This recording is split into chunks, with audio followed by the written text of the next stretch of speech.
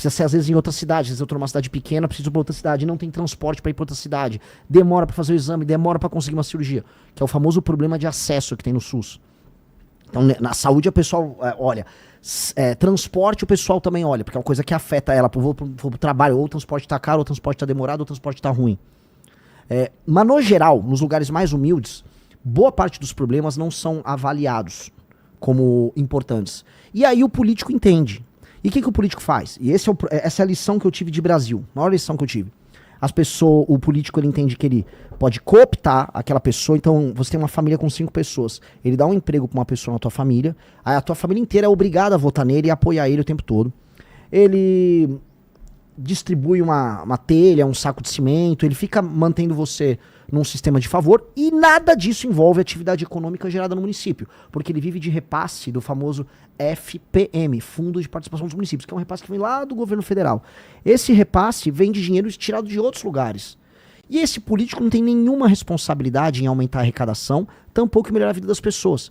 E é por isso que eu comecei a jogar luz sobre esse problema ao redor do Brasil, que eu falei, cara, todos os políticos do Centrão, os políticos mais corruptos, eles vêm desse modelo de engambelar o eleitor, de comprar o eleitor, de manter o eleitor ali como um servo, enquanto ele tira dinheiro de outros lugares do Brasil que estão ralando e pagando imposto altíssimo, e aí ele se mantém, fica rico no meio, e aí ele tem o ciclo eleitoral. Se esse cara tá no Nordeste, não no Norte, no Nordeste tem, por exemplo, vai acontecer agora o São João.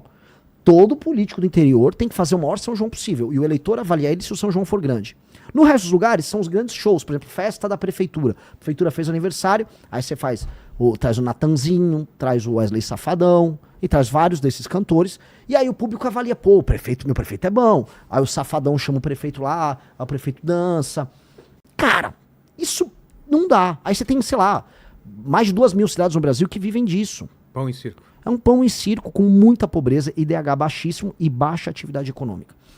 Em última instância, não só por conta disso, por conta de outras coisas, mas isso faz também com que outros lugares no Brasil acabem pagando uma alíquota de impostos muito alta para sustentar essas transferências para outros estados e municípios e também para sustentar a máquina do governo, a grande máquina com seus milhares de juízes, com seus milhares de promotores, com seus funsas que ganham salários acima da média, com super aposentadorias. E você tem que sustentar toda essa máquina que redistribui dinheiro que não funciona.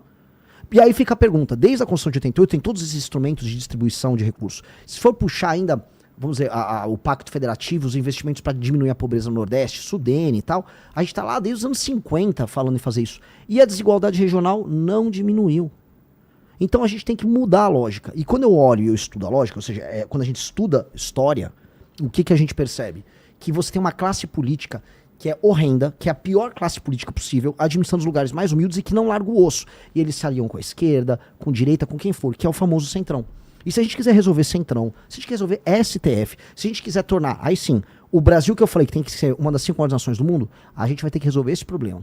Porque rodando o Brasil, tomando uma surra de Brasil, vamos botar assim, você percebe que boa parte das nossas discussões são sobre outras coisas.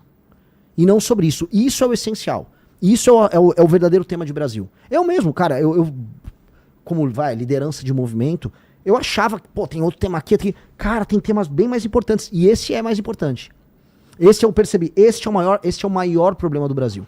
E se a gente resolve esse problema, por extensão, a gente começa a resolver o grande problema brasileiro. Porque do jeito que tá, o mundo não vai ter clemência com o Brasil.